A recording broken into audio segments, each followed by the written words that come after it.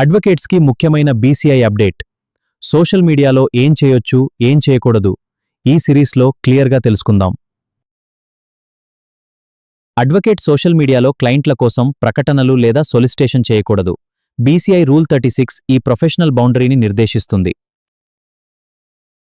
Social మీడియాలో నన్ను సంప్రదించండి, మీ కేసు నేను గెలిపిస్తాను అంటూ క్లయింట్లను ఆకర్షించడం సొలిసిటేషన్ అవుతుంది. అడ్వకేట్స్ ఇది చేయకూడదు. లీగల్ అవేర్నెస్ కంటెంట్ ఇవ్వచ్చు, కానీ అది క్లయింట్లను ఆకర్షించే ప్రకటనగా మారకూడదు. సమాచారం ఖచ్చితంగా ప్రొఫెషనల్గా ఉండాలి. 100% సక్సెస్, కేసు గ్యారంటీగా గెలుస్తాం లాంటి క్లెయిమ్స్ చేయొద్దు. కేసు ఫలితాలను క్లయింట్లను ఆకర్షించే ప్రకటనగా మార్చకండి. క్లయింట్ సమాచారం కాన్ఫిడెన్షియల్. కేసు వివరాలు, డాక్యుమెంట్లు, ప్రైవేట్ చాట్స్ను సోషల్ మీడియా కంటెంట్ కోసం బయటపెట్టకండి.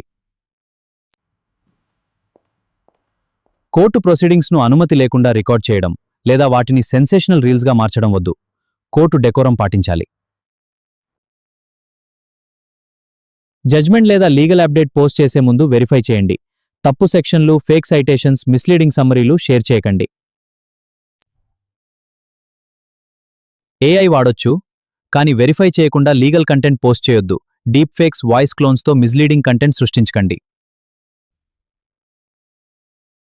క్లయింట్ టెస్టిమోనియల్స్ను ప్రచారంగా ఉపయోగించి కొత్త క్లయింట్లను ఆకర్షించకండి. రివ్యూస్ కూడా అడ్వర్టైజింగ్ లేదా సొలిసిటేషన్గా మారకుండా జాగ్రత్త.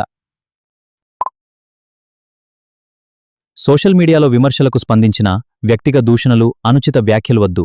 అడ్వకేట్గా ప్రొఫెషనల్ డిగ్నిటీని ఎప్పుడూ కాపాడాలి.